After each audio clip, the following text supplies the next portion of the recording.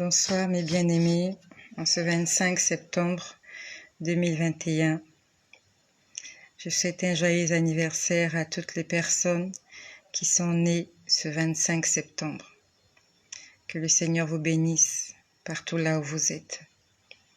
Je viens vous faire ce partage, je sais qu'il se fait tard, mais il faut que je le fasse avant de dormir. Je suis un peu fatiguée, mais par la grâce du Seigneur, je vais vous faire ce partage. C'est vrai que j'allais continuer à vous dire ce que le Seigneur m'avait montré cette semaine, mais je n'ai pas pu terminer de vous le dire. J'aimerais vous dire ce que le Seigneur m'a montré cette nuit.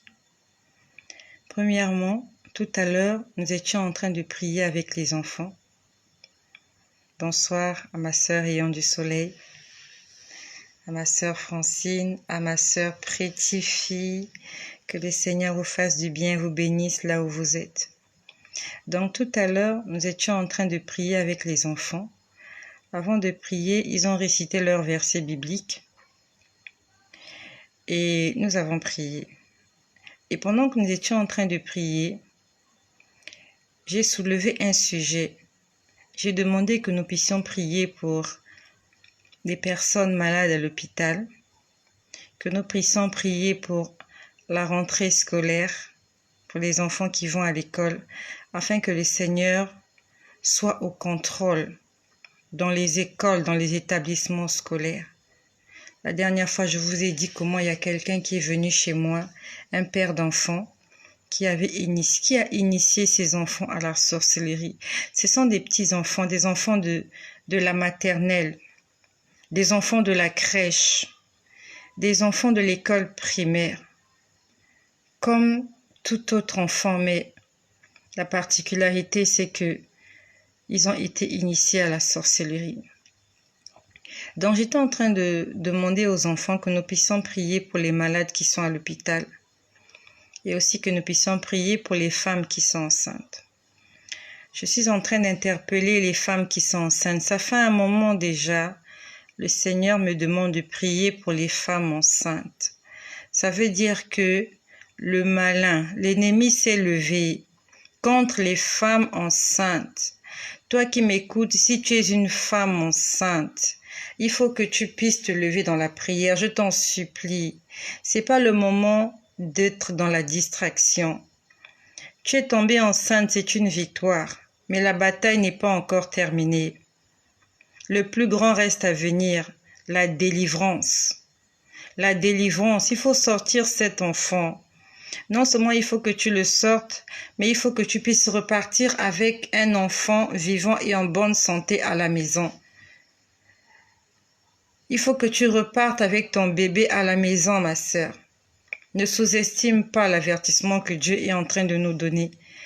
Hier, dans la nuit, le Seigneur m'a montré, vous voyez ces plateaux-là qu'on utilise à l'hôpital, ces plateaux en acier dans lesquels ils mettent leurs ciseaux, toutes ces choses traumatisantes qu'ils utilisent pour des opérations chirurgicales.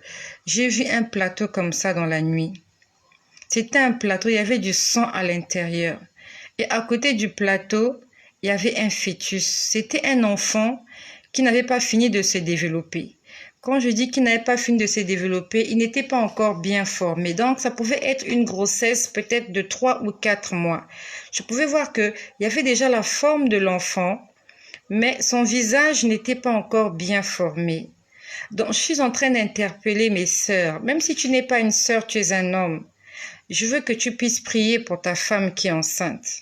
Et même si ta femme n'est pas enceinte, prie pour tes sœurs, prie pour tes voisines, prie pour les sœurs de l'église qui attendent des enfants. Le Seigneur est en train de me demander de beaucoup prier pour les femmes enceintes. Ça veut dire que l'ennemi s'est levé contre notre progéniture. Le diable ne veut pas que nous puissions nous multiplier. Le Seigneur, quand il a créé l'homme et la terre, l'homme et la femme, il a dit « Multipliez-vous, assujettissez la terre ». Donc, dans le plan de Dieu, il veut que les couples soient féconds. Le Seigneur veut que nous puissions avoir beaucoup d'enfants. Mais aujourd'hui, les hommes ont pris la décision de ne plus mettre au monde parce que il y a des scientifiques, il y a des experts qui ont dit qu'il y a trop de gens sur Terre, il n'y a pas assez de nourriture. Dieu qui a créé le monde, il a mis toutes les ressources naturelles pour pouvoir nourrir les gens. Alors qu'ils sont en train de dire qu'il n'y a pas assez à manger pour les gens, entre-temps, il y a des gens qui jettent la nourriture à la poubelle. Il y a du gaspillage qui se fait. Aujourd'hui, les scientifiques, là, ceux de la démographie, ils sont en train de dire qu'il y a trop de gens sur Terre, voilà, il faut ralentir l'évolution, il faut ralentir les naissances, parce qu'il n'y a pas assez à manger pour tout le monde. Mais ils oublient qu'il y a des gens qui jettent à manger à la poubelle. Ils se servent pour 5. Tu es seul, mais tu te sers pour 5. Et tu n'arrives pas à finir cette nourriture, tu jettes à la poubelle et les gens disent qu'il n'y a pas assez à manger pour les gens. Au lieu que tu puisses te servir pour 5, sers-toi pour toi-même. Ou bien, si tu as trop à manger chez toi, invite les voisins. Va voir ceux qui n'ont pas à manger. Si tu as fini de manger, tu prends les restes, va le donner à un mendiant quelque part qui en a besoin. Ne jette pas à la poubelle. Même les chiens trouvent à manger, mais les êtres humains manquent de nourriture. La dernière fois, j'ai vu un voisin en train d'arroser sa cour le matin, alors qu'il y a des maisons qui n'ont pas d'eau courante. Il y a des villages où il n'y a pas d'eau, mais il y a des gens qui permettent le luxe d'arroser leur pelouse en saison de pluie. C'est la saison des pluies. Il est en train d'arroser sa pelouse. Il prend 1 heure pour arroser sa pelouse. Alors qu'il y a des gens qui ont besoin d'eau. Ça s'appelle de l'égoïsme. Donc le Seigneur est en train de nous demander de prier pour les femmes enceintes. Toi qui es enceinte, tu attends un enfant. Même si tu n'es pas encore sûr que tu es enceinte, mais si tu as prié et que tu attends que Dieu puisse exaucer tes prières, s'il te plaît ma sœur, mets-toi dans la prière. N'attends pas le pire pour commencer à dire « Dieu n'a pas fait, Dieu m'a oublié ». Non, ça se passe maintenant et ça se passe ici. Quand Dieu nous interpelle, c'est le moment de se lever. Quand le réveil sonne, c'est le moment de se réveiller et de faire ce que nous devons faire. C'est le moment. Ne reporte pas à demain ce que tu peux faire aujourd'hui. Quand le Seigneur t'interpelle, c'est le moment par excellence de te lever et de prier. Donc j'ai vu un fœtus dans ces espèces de plateaux-là qu'on utilise dans les hôpitaux. Ces plateaux en acier là, j'ai vu un fœtus comme ça. Donc tout à l'heure, pendant que j'étais en train de prier avec les enfants, j'étais en train de prier pour les femmes enceintes. J'étais en train de prier pour les malades à l'hôpital. Quand j'étais en train de prier aussi, on a aussi prié pour les enfants à l'école, pour que le Seigneur puisse prendre le contrôle des établissements scolaires. Pendant qu'on était en train de prier, je pouvais voir une image. J'ai vu la rue, alors qu'on priait dans la chambre. C'est comme si le Seigneur me transporte dans la rue. Je vois dans la rue, alors qu'il fait nuit, les lampes sont éteintes. À la limite, il n'y avait que les lampadaires qui sont allumés dans les avenues ou dans les ruelles qui étaient allumés. Je suis en train de voir un cortège de gens en train de passer. Ce ne sont pas des gens physiques, ce sont des gens spirituels. Dieu, quand il vient se révéler à toi, il te montre les choses qui sont cachées. Donc les choses qui sont spirituelles, les choses que l'œil humain ne peut pas voir. Donc je vois un cortège en train de se déplacer. C'était un cortège d'esprits impurs. Ils étaient en train de transporter une statuette. C'était une statuette d'une femme. Et cette femme-là, elle est comme ça. Tu connais cette femme-là. J'ai pas envie de prononcer son nom. Il y a une église là dehors où ils adorent cette femme-là. Ils appellent cette femme-là la mère de Dieu. Elle est comme ça. Souvent, elle est comme ça. Elle a les mains levées. C'est comme si elle était en train de prier. Souvent, elle est comme ça. La plupart du temps, elle est comme ça. Avec un beau sourire, avec une tête un peu penchée comme ça. Voilà, on lui a donné un beau visage. Généralement, elle est très belle. Elle a la peau blanche. Donc, je suis en train de voir comment des esprits impurs sont en train on va dire, c'était un cortège. Ils avaient sur leurs épaules la statuette de cette femme-là, qu'on appelle la mère de Dieu. Et ils étaient en train de trimballer ça dans les rues. J'aimerais te dire que la Bible nous défend l'idolâtrie. Si le Seigneur est en train d'insister, c'est parce qu'il y a encore beaucoup d'enfants de Dieu, des créatures de Dieu qui ne veulent pas abandonner leurs idoles. Une idole ne peut pas te sauver. Une idole ne peut rien faire pour toi. C'est un objet qui a été fabriqué par la main d'un homme. Dieu ne peut pas être fabriqué par la main d'un homme. La preuve en est ton idole, elle ne parle pas. Elle ne respire pas. Elle ne se déplace pas. Pour aller d'un point A à un point B, c'est toi qui dois la porter. C'est toi qui dois la soulever. Est-ce que Dieu a besoin de toi pour se déplacer d'un endroit à un autre? La Bible nous dit que Dieu est esprit. Dieu est esprit.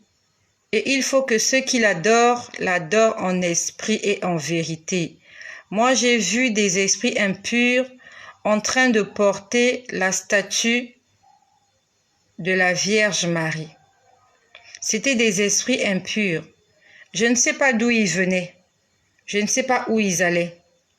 Mais je les ai vus en train de transporter une statue de la Vierge Marie. J'ai continué de prier. Nous étions en train de prier. Quand je continue de prier, on me montre la statue de Bouddha. On m'a montré la statue de Bouddha. La Bible nous défend l'idolâtrie. Tu connais Bouddha? Ok. J'ai vu la statue de la Vierge Marie. J'ai vu la statue de Bouddha. Vierge Marie, c'est le catholicisme. Bouddha, c'est le bouddhisme. Ça veut dire que ça s'appelle comment? Tabac de la même pipe. Même s'ils ont donné des appellations différentes à leur religion, à leur forme de croyance, tout ça, ça s'appelle l'idolâtrie. Quand vous allez chez les bouddhistes, ils jettent les pierres sur les catholiques. Quand vous allez chez les catholiques, ils jettent les pierres sur les bouddhistes. Mais tous, ils adorent les idoles. Ils ont des idoles de leur Dieu dans leur maison. Ils ont des représentations de leur Dieu. J'ai vu la Vierge Marie en statuette. J'ai vu Bouddha en statuette avec sa forme là, les pieds croisés. Ce gros monsieur là qu'on appelle Bouddha. C'est tabac de la même pipe. Appelant chien par chien, chat par chat. Toutes ces choses-là, ce sont des idoles. Et toutes les personnes qui se prosternent devant ces choses-là, on les appelle des idolâtres. Arrête de te prosterner devant les idoles. Va lire les 10 commandements. C'est pas toi qui as écrit la Bible. C'est pas moi qui ai écrit la Bible. Nous sommes venus trouver la Bible. Et nous devons mettre en application ce que la Bible nous dit. J'étais en train de prier, je continuais à prier. Et en face de moi, je vois quelqu'un qui était très en colère. Il était très en colère. Il avait porté une capuche noire. Je pouvais voir juste son visage. Juste son visage. Il était juste en face de moi. Il était très en colère. Pourquoi il était en colère? Parce que j'étais en train de prier pour les femmes enceintes, pour qu'elles puissent mettre au monde dans des bonnes conditions. J'étais en train de prier pour les personnes malades à l'hôpital, afin que ces personnes soient guéries et puissent sortir de l'hôpital. J'étais en train de prier pour les établissements scolaires, afin que tous les établissements scolaires du monde entier soient sous le contrôle du Seigneur Jésus-Christ. Et le diable n'était pas content.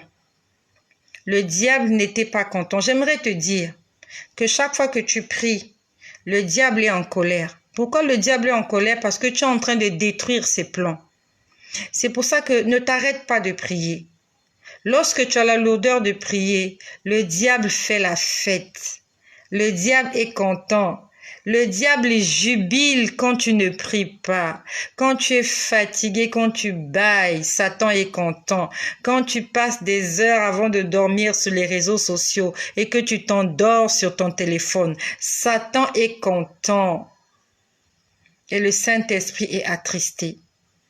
Je ne sais pas ce que tu es en train de faire maintenant. Il se fait tard. Est-ce que tu as déjà prié? N'attends pas d'avoir sommeil pour prier. Sinon, tu vas dormir sans prier. Il faut prier quand tu es encore fort. Tout à l'heure, on était en train de prier. Les ennemis n'étaient pas contents. Ils n'étaient pas contents. Je ne sais pas. Est-ce que c'est le diable? Est-ce que c'est un esprit impur? Est-ce que c'est un démon que j'ai vu? Je ne sais pas. J'ai juste vu l'image de quelqu'un en face de moi très en colère. Très en colère. C'était juste une parenthèse. J'aimerais vous dire quelque chose que le Seigneur m'a dit hier. Pour mes frères et mes sœurs, depuis le 1er septembre, nous sommes en train de jeûner et de prier conformément au livre, conformément à ce que nous demande de faire l'Ancien Testament, le jeûne, la convocation qu'on appelle les Kisle, d'accord? Conformément au livre de Malachie, on parle du Kisle, tous les enfants d'Israël, au 9e mois de l'année, le mois qu'on appelle le Kisle, c'est un mois où il pleut, il y a la pluie, le temps est à la pluie. La pluie, c'est synonyme de bénédiction.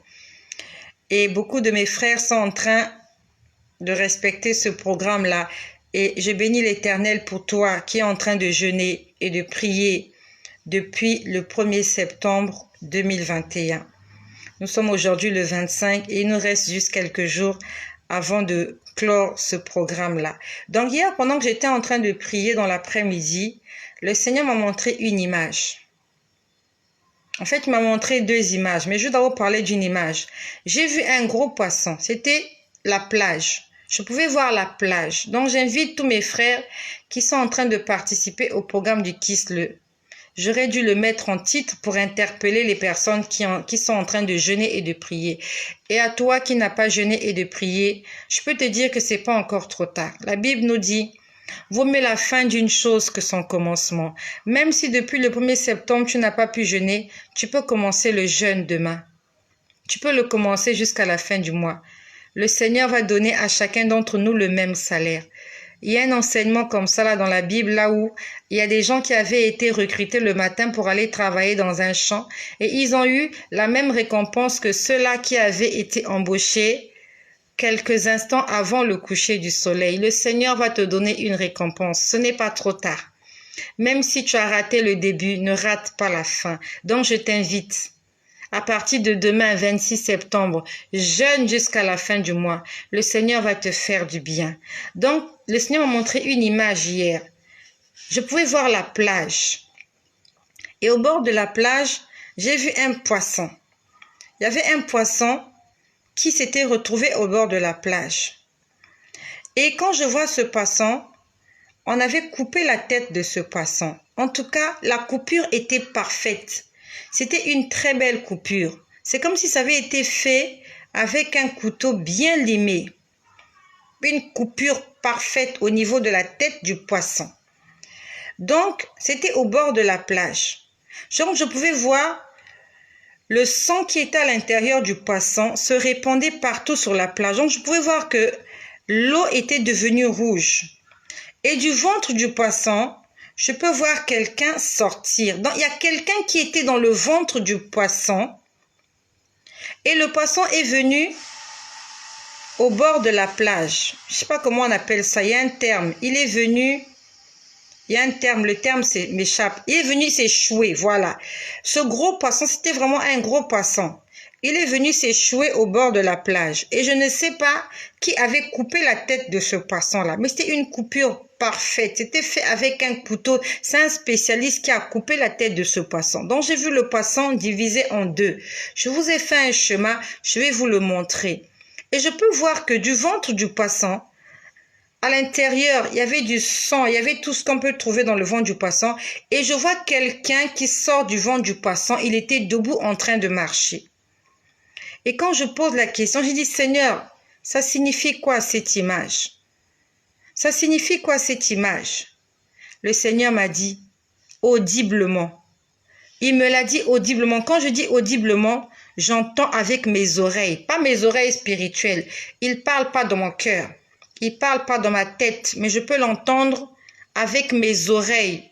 J'ai entendu, c'est le Kislev. Il m'a dit, c'est le Kislev.